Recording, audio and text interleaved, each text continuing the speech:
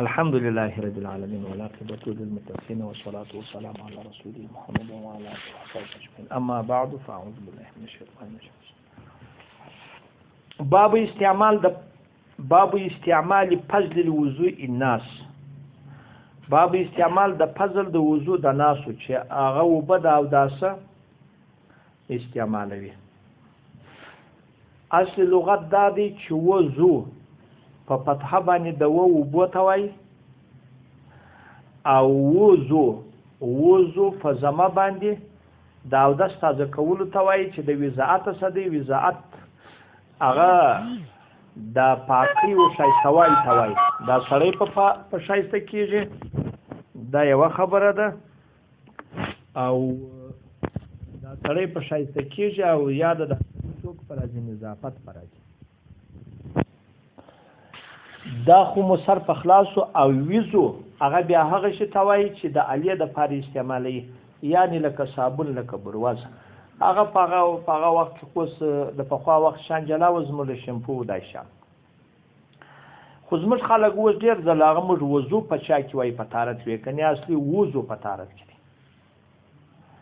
لکه هغه شیخ الاسلام چې هغه دا لفظ ویلی دی، هغه څنګه ویل دی؟ وضو در وضو انداز او وضو کن. ګوره وضو کن معنا طهارت وکړه، یعنی وضو اوبه در وضو په لوښي کې، لوښي ته هم وایي او هغه چا ته هم وایي صابونه ته په لوښي کې انداز وغورځوه او وضو کن. اوس طالبانو اوبه مستعمل، په مستعمل اوبو کې اختلاف دی. تر ټولو مخکې اول اختلاف دا راواخه چې اوبه مستعمل کله ګرځي چې مازې د اندامه څخه جلا شي او که چې په یو شي کې قرار ونه شي. بعضې علما دا وایي چې د هغه د دې مځکه څخه پر شي باندې قرار ونه شي لپاره مستعمل دي، لیکن خو اصح مطابق کول دا دی چې یا مازې د اندامه جلا شي. اوس نو محل د نزاع په دې کې ښکاره کېږي. کما چې د اندامه جلا شي په اوداسي کې خو د یو اندام اوبه بله اندام ته نقل کول نه دي جایز. نو که مې لاس پرې وي دلته مې لاندې لاس ورته ونیوي چې دا اوبه مې راواخیستلې، باره قرار دا لږ اوبه یې بس مې راواخیستلې، باره مې قرار دا بله خوا څوک دا بل لاس په پرې وي نه دی روا. او که چې پر ځای قرار ونه شي باره مستعملې کېږي، بیا نو که د یوه لاس راتویدې زه راواخلم دا بل لاس په پرېول روا دي.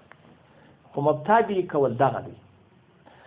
بعضې اعتراض کړی دی، وایي که چیرې ما چې د اندامه څخه جلا شي مستعمل شي پر هغه مذهب باندې چې هغه اوبه نجس بولي، نو خو باید کالي په مردار شي، بدن په مردار شي. که دا یا نو ښه دا دی چې په شي قرار ونه شي برای مستعمل یې کړه.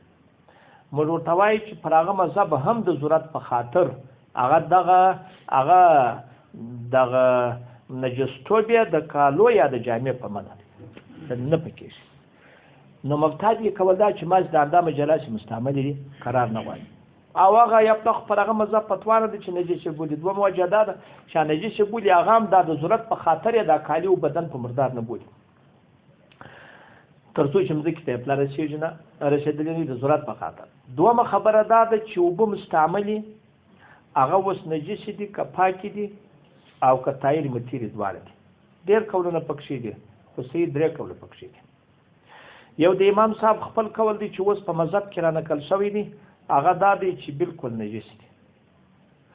دوم کول د امام ابو یوسف صاحب هغه روایت دی، دغه الفاظ ته کته چې ودې ځای ته پام شي وایي طاهر او مطهر دواړه دي، یعنی چې تلا څوک نه دی کړی تاوان نه ورته تاوان، یعنی یې بیرته بل شي او دسونه په تازه کوه. یو د محمد صاحب روایت دی چې هغه دا دی چې یا طاهر دي مطهر نه دي، طاهر دي مطهر نه دي.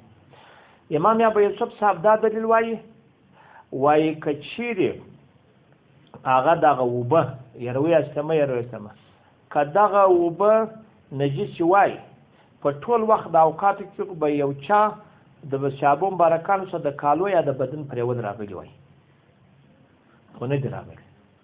ما په خبره پوه شواست خو نه دی راغلی. امام محمد صاحب بیا دا دلیل وایي چې په مکه مکرمه او مدینه منوره کې اوبه ډېرې لږ وي، ډېرې لږ. که چیرې مستعملې اوبه هغه مطهرې اوس هم پاته وای، څوک وایي مطهرې وای، هغه نو بیا به یو چا په مرور په ټوله زمانه کې به یو چا په دې هغه څوک تازه کړی وای هغه بیا اودس په تازه کړی وای خو په ټولو ځایو کې دغه نه دی راغلی چې یا په دا مستعمل یو به یا په حدث اصغر کې یا په حدث اکبر کې استعمال کړي ګر سره نه دی استعمال کړي اصح مبتدی کول د چا دی هغه د محمد صاحب دی زما په خبره مسر خلاص او اصح مبتدی کول دغه دی راجح کول پر دغه باندې فتوا ده چې طاهر دي متیری نه دي خو مستعمل یو به هغه دغه د پاره سړی وړه په مشته کې یا شوروا په پخه کې مکروه تنزیهی دي باندې بخلاص او ته ګوري هغه دغه د پاره نظافت نم بد دغه چې انسان پراندان تیر سوي دغه شم او نور طاهر دي شی په مرداري جنه ک بدن دي کار شي په مرداري جنه دا ټوله ردی مختار یو سلوت سلوشتمه صفه هغه جلد اول د چفلاس زما په خبره په پوسوي از کنه از پوسوي